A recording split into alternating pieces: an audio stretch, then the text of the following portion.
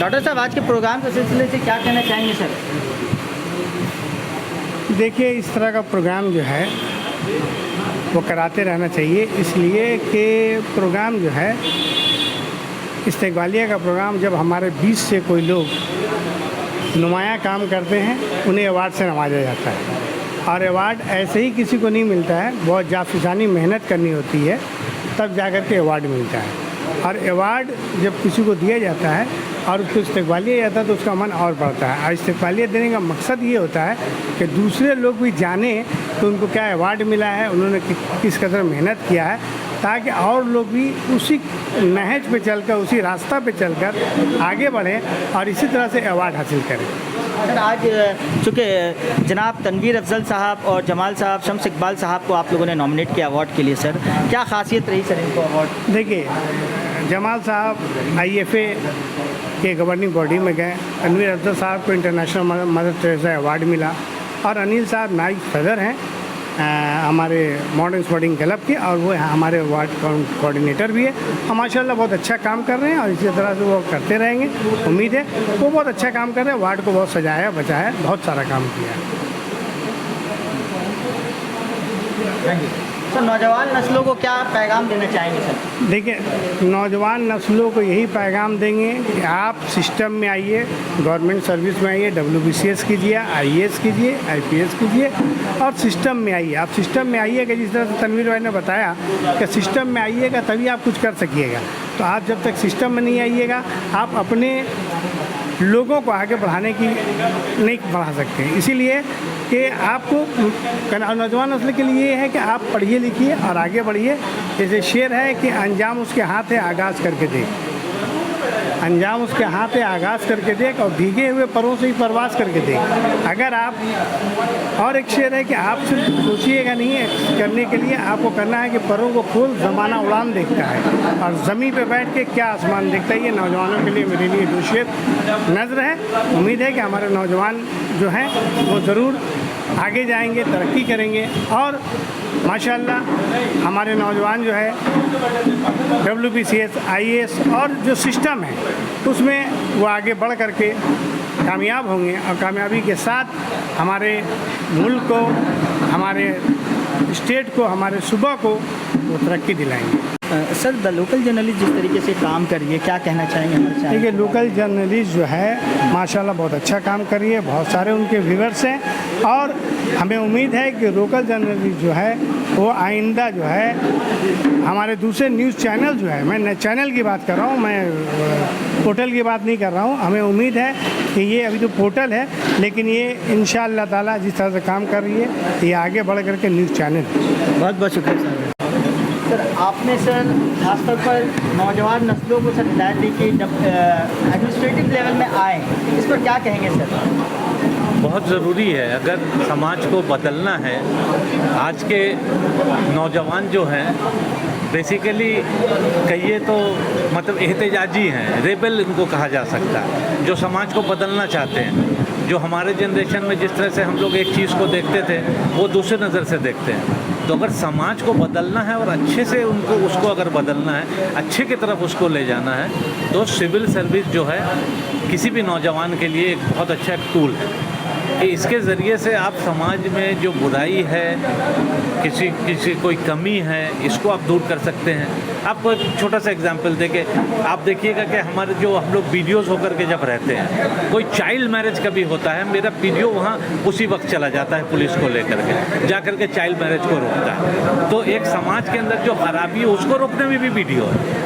अगर कहीं एक रास्ता बनाना है उसके लिए भी एक वीडियो है, कहीं स्कॉलरशिप देना है उसके लिए भी माइनॉरिटी फाइनेंस कॉर्पोरेशन में कोई जनरल मैनेजर वो WBCS ऑफिसर है। तो इस तरह से आप हर लेवल पे, और आप अभी जिस लेवल पे हम लोग काम कर रहे हैं जैसे फूड डिपार्टमेंट में सेक्रेटेरिएट के लेवल पे, कि पूरे बंगाल में किस तरह से फूड डिपार्टमेंट का काम किस तरह से क्या होगा, क्या पॉलिसी होगा, किस तरह से राशन कार्ड वगैरह का जो हम लोग और आसानी से सहूलत के साथ जो है लोगों को दे सकें, जिसके वजह से डिपार्टमेंट में डिजिटाइजेशन हो रहा है कि लोग अब मोबाइल के ज़रिए से, पोर्टल के ज़रिए से घर बैठ के जो है अप्लाई कर सकते हैं। तो इस हर काम के पीछे आप देखिएगा कि कहीं ना कहीं जो है कोई एक सिविल सर्वेंट उसके पीछे है तो अगर नौजवान बच्चे आज ये रास्ता चुनते हैं तो अपना मुस्तकबिल तो उनका बहुत अच्छा होता ही है, सैलरी भी ख़राब नहीं है, सैलरी भी आज हम लोग बहुत अच्छा पाते हैं, और इसके साथ साथ अपना जहाँ मुस्तकबिल वो बना रहे हैं उसी तरह से समाज को बदल सकते हैं, आने वाले जनरेशन को जो है वो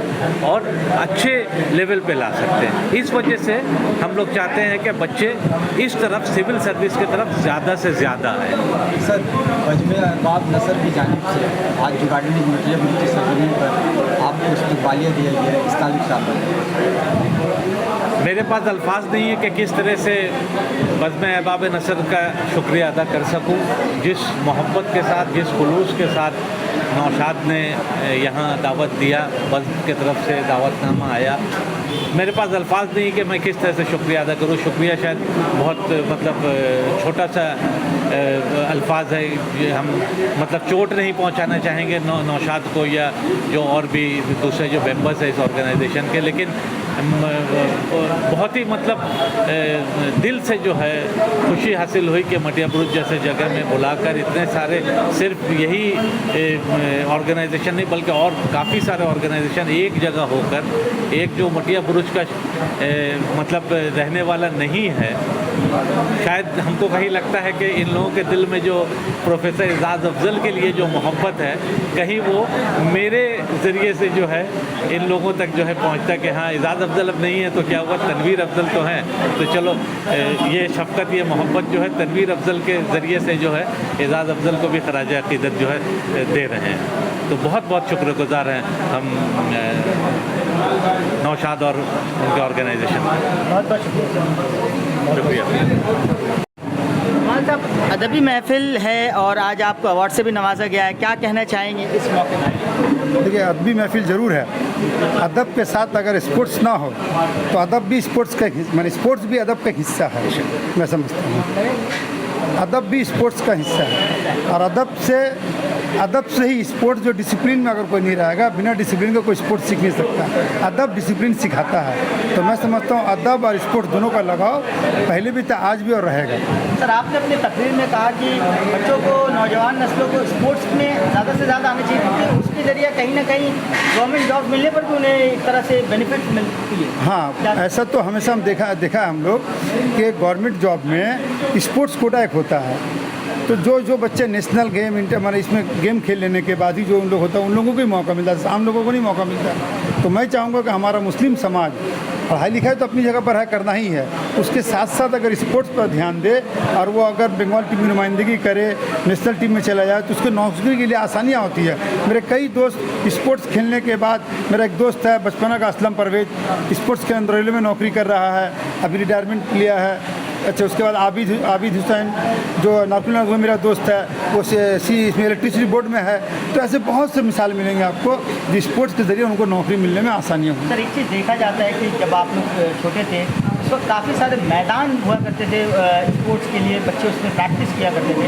अभी ख़ासतौर पर नौजवान नस्ल जो मोबाइल पर गेम पे ही बिजी रहते हैं, और एक तरह से ये भी देखा जाता है कि मैदान की कमी आ चुकी है, उस तरीके का ग्राउंड नहीं बचा है। इस पर कुछ कहना चाहेंगे आप? हाँ, ग्राउंड का जहाँ तक सवाल है, बहुत हद तक सवाल है। आप ही के बगल में हमारे ही इलाके में 134 नंबर में CSC वाला जो मैदान था वो बंद हो गया है, और एक मैदान था जो पहले पोर्ट वाला था वो भी बंद हो गया, जो पहले हम लोग भी खेला करते थे उसमें, वो सब बंद। ये परेशानियाँ तो हमारे शहरों में है, लेकिन हम जिस इलाके में रहते हैं वहाँ से मैदान 15 से 20 मिनट आप जाइएगा, आपको बहुत सारे मैदान मिलेंगे जहाँ पर आप अपनी प्रैक्टिस कर सकते हैं, खेल सकते हैं, ऐसी बात नहीं है। लेकिन लोकल में मैदान का कमी हमेशा से रहा है, और आहिस्ता आहिस्ता जिस तरह से डेवलपमेंट कर रहा है, खास करके बिल्डिंग डिपार्टमेंट का जो मतलब जो पॉलिसी हो गया कि घर बनाओ रुपया कमाओ, मैदान को छोटा करो, तो वही हाल होगी। इसकी वजह कर आहिस्ता आहिस्ता मैदान ख़त्म हो रहा है शहरों से खासकर। लेकिन इस बनस्बत अगर हम देहातों में देखेंगे तो हर हमारे इलाके में, हर गांव में एक मैदान कंपलसरी रहता है, जिसके बनस्बत गौर करके इतने स्पोर्ट्स पर्सन आते हैं, ज़्यादातर